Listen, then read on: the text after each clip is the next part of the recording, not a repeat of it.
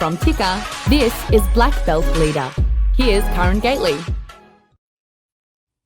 Welcome to Black Belt Leader. I'm Karen Gately, the founder of Corporate Dojo.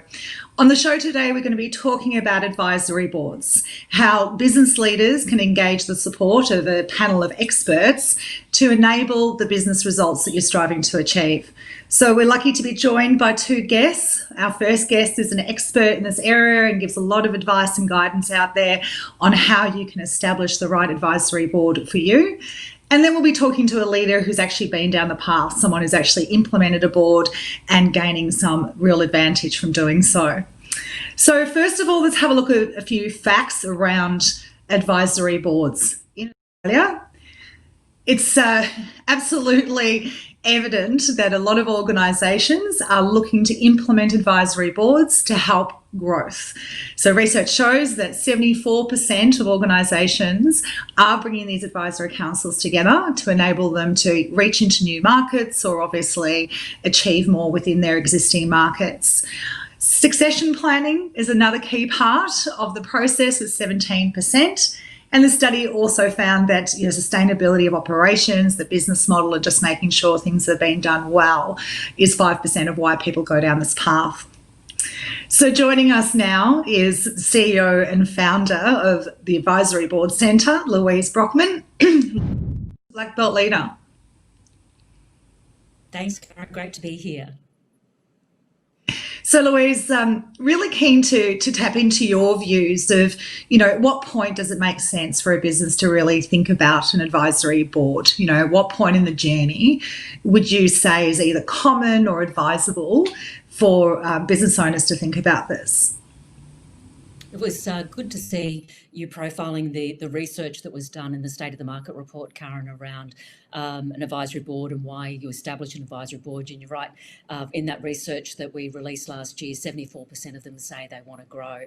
But it's at the stage of the business where they want growth or focusing on what's next really changes. So a business at a $1.5 million turnover is really different in their motivations and what growth actually means versus a $10 million or a $30 million, $50 million business or a $100 million business. They're all quite unique in their own expectations for growth.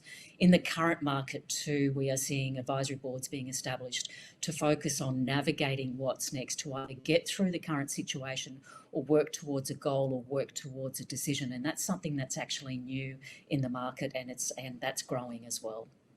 Mm-hmm. So how does I, as a business owner, start to think about what kind of advisory board might benefit my business? And, then obviously the next question is, how do we go about finding those people, bringing this team together? Yeah, it's an absolute challenge. And it was a challenge for me back in 2005 when I wanted to build an advisory board for my own business, but I didn't know what, and then I didn't know who. Now we have a professional body that's established to oversee advisory board establishment and ongoing measurement of impact as well.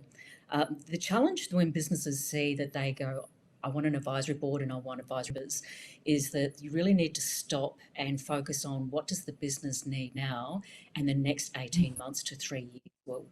What are the priorities for the business and what are my expectations as a business owner for my business and the kind of advice that I want to get.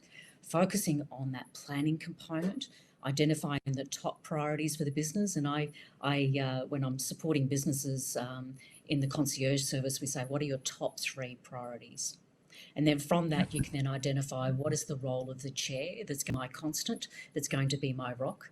What's their background and experience is going to be that I really need, and I genuinely trust in that expertise. And then the advisors are then chosen by the other business priorities that are needed. So the structure of the what then indicates the who component. We know what the business needs, what kind of backgrounds are going to be really relevant and valuable for that business.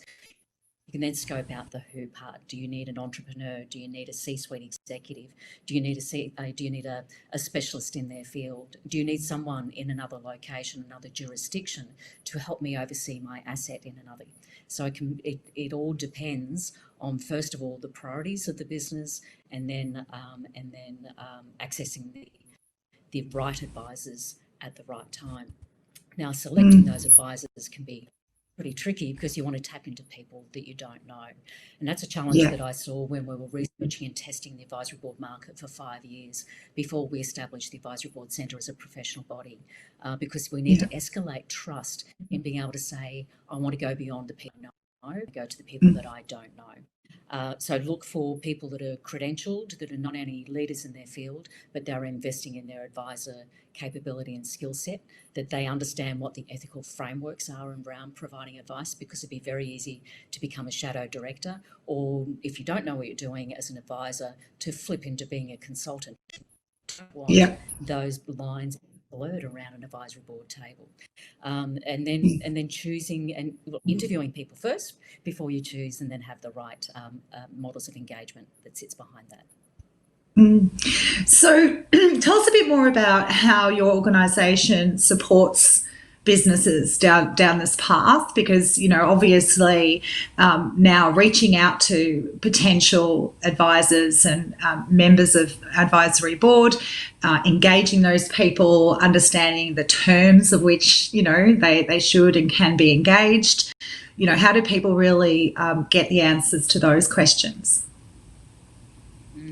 The Advisory Board has an advisor concierge service. It's a complimentary service. We don't charge for that, so we're not a recruitment agency, nor do we take percentage fees, rebates, or any kickbacks, so that we are truly independent. And that's our gift to the business sector, because 95% of businesses, when they come to us saying, I need something, I just don't know what, never had never before. So that's a really important nectar between the business community and the advisory community. So we help them scope out what their different advisory structures could be, and they choose the support structure that they want. We help them scope out their expression of interest that goes out to the advisory community, and then advisors can apply for that. Business owners, we provide them with interview templates and resources. There's an e-learning program for them to be prepared for that process if they want to go down that track. And then they select their advisors from that. We are a sounding board in that, and that support mechanism to owners as they go through that journey, but we're not a decision maker or a filter for them, because business owners need to step up and be absolutely really honest about the why am I choosing somebody, and making a firm decision about what they want and who they want. So we don't get caught up in that process, and owners own the decision that they're making. Yeah, fully support that. You know, again, if I observe cases that have worked, cases that have struggled, the partnership, the depth of relationship, the trust, the respect between the business owner and their board, it is everything, you know, in terms of them being able to add real value. And, you know, again, you can't outsource that. You know, you can't ask somebody else to select who's going to be that right team of partners, you know, to help your thinking and your decision making. So when do you see things working well? And again, give us the contrast of when it doesn't end up adding value to the extent it could. You get all ends of the spectrum in this current day, the way that advisors and advisory boards are engaged and how they act. In February this year, we released the world's first best practice framework for advisory boards, to really show the principles of what an advisory board is about, rather than relying on rules about what an advisory board is. It's not regulated and it's not legislated. So you need to know what you're doing, which is why it's so important to have a certified chair in place to ensure that those parameters are working. But ultimately, if it's not working, you've got to cut it. And we see situations where either a business owner is not committed, may not want to listen to advice, which is a poor return when that occurs. Sometimes we see advisory board members being more ambitious for the business owner than what the business owner is for themselves. And so you really need to understand, rather than judge a business owner when you're sitting on an advisory board, to ensure that you understand the risk appetite of a business owner, and what their threshold is, because it's not business, it's also their life. And advisors and advisory boards need to understand that whole story to ensure that they're aligned. I think also another point really important about the success of an advisory board is that it's always fresh and it's new, and advisors need to change out when the business needs have changed. You need to be able to change the voices around that table to make sure it maintains relevancy to the business. Absolutely. Absolutely agree. So, again, if you were to give business owners out there, one piece of advice around the role they need to play to ensure that an advisory board does add value, what would you say that is? Clarity and planning, Karen. I think know what you're looking for, know what your expectations are. The charter is an important piece to an advisory board, knowing what the advisory board is there to do and what it's not there to do. You don't want shadow directors. You don't want duplication of conversations that should be sitting somewhere else. The advisory board then comes in, and then you have the same conversation in multiple environments. It becomes unwieldy and confusing when you don't have that clarity. So get that clarity, be crystal clear about what you're for from your advisory board, and stay the course. Don't be like a free range chicken and ask them for everything. Ask them for things that actually are what you're trying to focus on for your business. Yeah. Absolutely. Fantastic. Louise, really appreciate your advice. Again, how do our viewers find you and your organisation? Advisory Board Centre, on its website, connecting with me personally on LinkedIn. Just search for the Advisory Board Centre and we're there. Excellent. Well, thank you so much again. Really do appreciate you taking the time to share your insights. Thanks, Karen. So we're going to take a short break, and when we come back, we'll be talking to Chris Eldridge about his experiences in implementing an advisory board. There are now more ways to watch Ticker. Download our apps for Apple and Android devices. We're live on Twitter and YouTube Live. And you can catch us on Amazon Alexa and Google Home. Head to the Ticker website for more. From Ticker, this is Black Belt Leader. Here's Karen Gately. Welcome back to Black Belt Leader. We're now going to be talking to Chris Eldridge from For Impact. Chris, welcome to the show. Hi. Good to hear you. Yes, made it. I always do find it amusing when we have technology issues with technology guests. Seems to work that way. Oh, dear me. Anyway, let's move on. You're not the first, you won't be the last. But no, clearly, thank you for joining us. And, do appreciate now's a crazy time in terms of everybody working remotely and obviously having to use these forums to have a chat. We were very keen to tap into your experiences in implementing an advisory board. And, if we can start with understanding why you went down that path, where was your business at and why did you decide that it mattered? For us, we put an advisory board in place at the start of 2018. We started, and our business was going through a bunch of change. We'd got original shareholders leaving, some new shareholders coming in, and we'd grown fast early as a business, but really hit a bit of a plateau and a ceiling. And with the changes, we looked at it and said, well, if we keep doing things the same way, we're not going to get the outcome we want. And great believer in the brand and what we've built. But, we're like a lot of the entrepreneurs want to grow the business. So CEO had met the Advisory Board Centre. They'd been recommended as someone who might be able to help us. And so we met with Louise, and she helped us in terms of evaluating the business, where we were, some of the things we wanted to do, and then helped us through a selection process. And we looked at it as a way of doing things differently from how we currently were doing it, and to help us on the journey. Yeah. So what kind of, give us insight to the talent that you brought into your organisation. So what capabilities, what insights, what, influence did those people have? Yeah, well, our business has been going for about 13 years at that point. And, I said before, we didn't want to do it the same way. So we went through a process and really looked at what were the problems we wanted to get past and what the help we would need. So in actual fact, the people in our advisory board, we originally wanted to pick 3, and we ended up with 4, which was great. But no one is from our industry. In actual fact, we're not, they're not technologists. We picked a chair that we could build around, that we saw that would have some good general knowledge and finance ability as well in the business, and then picked 3 other advisors who'd be able to help us with specific issues that we saw at the time. So we've got a real eclectic mix. And one of the things I really wanted for a business that was trying to grow was to make sure that we had someone on there who had an entrepreneurial background as well, and had done it, was ahead of us in the process. So we really, I think, built a good mix of people with corporate experience, consulting and advisory experience, as well as another person who'd been in there and done what we were trying to do, which was really important because you have to temper the advice with the practicalities of running a business.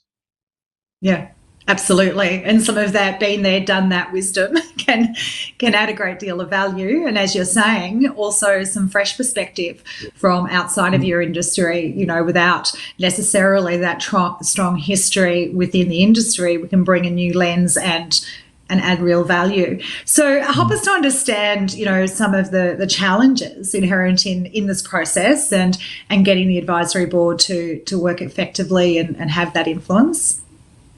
Yeah, I won't say it was a straightforward. We had 4 highly talented people coming in to help our business, and we'd never done this before. So we were trying to work out how to present the right information as well. So we spent a bit of time finding our feet, so that we could bring the people, advisors up to speed. You've got advisors who obviously want to add value as well. So I think we learned that there's some rat holes you're going to go down, and that's just part of the process, getting people across your business. And for us, it was also learning to be able to say, this is what we want from this particular meeting.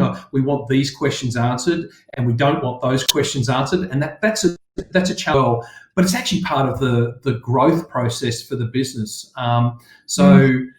Very valuable. But, I think there were probably some frustrating meetings earlier on because, we hadn't quite got what we wanted, even though we probably didn't know what we wanted. Yeah.